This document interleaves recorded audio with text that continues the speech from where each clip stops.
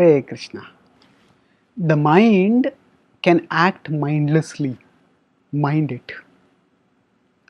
The word mind has many different meanings.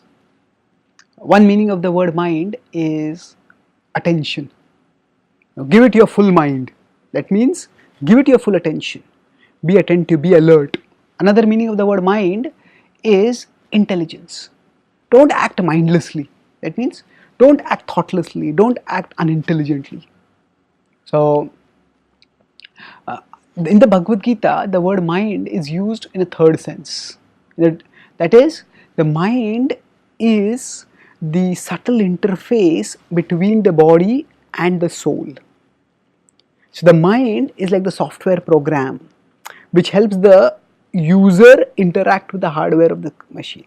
Now, just as in the software, there can be default programs which are set up. So, similarly in the mind, there are default programs.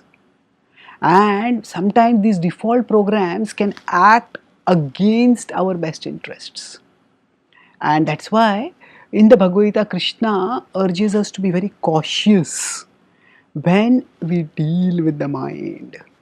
He says that Uddharedatmanatmanam natmanam avasadayet atmaiva yatmano bandhur atmaiva ripuratmanaha. He says Uddhared, elevate yourself.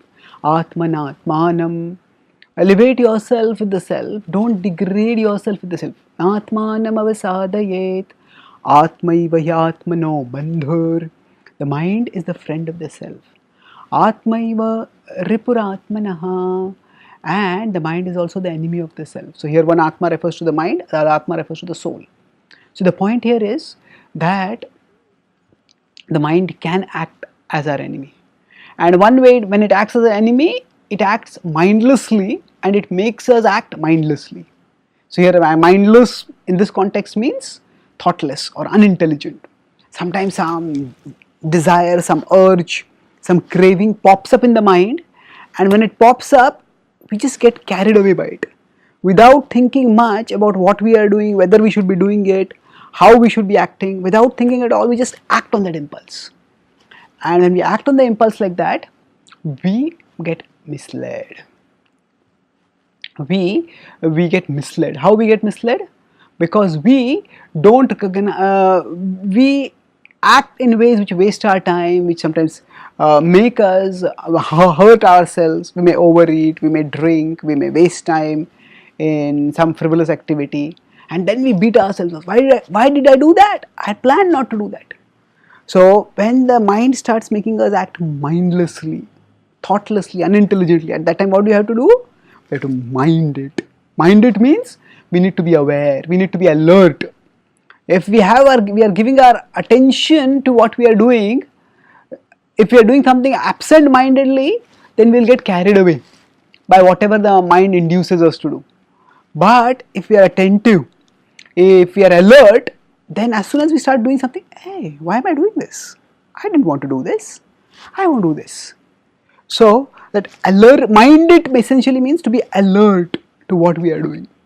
So the mind acts mindlessly, mind it. So in this, the first mind refers to the subtle software which is there, which contains default programming, and one aspect of its default programming is it makes us act mindlessly, thoughtlessly, unintelligently.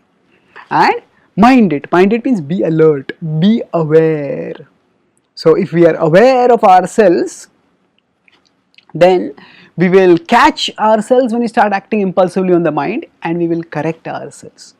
And of course, we don't have to just lifelong be worried, is the mind making me act wrongly? We don't have to be paranoid all the time. The Bhagavad-gita offers a much more positive way of becoming positively engaged, of becoming mindful.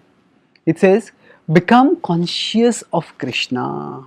When we fill our consciousness with Krishna, with thoughts of His message, thoughts of His service, then naturally we become engaged in constructive activity. And as we are engaged more and more in constructive activity, then more and more we become freed from the degrading influences of the mind. So the best way to become mindful is to make the mind full of Krishna. Thank you. Hare Krishna.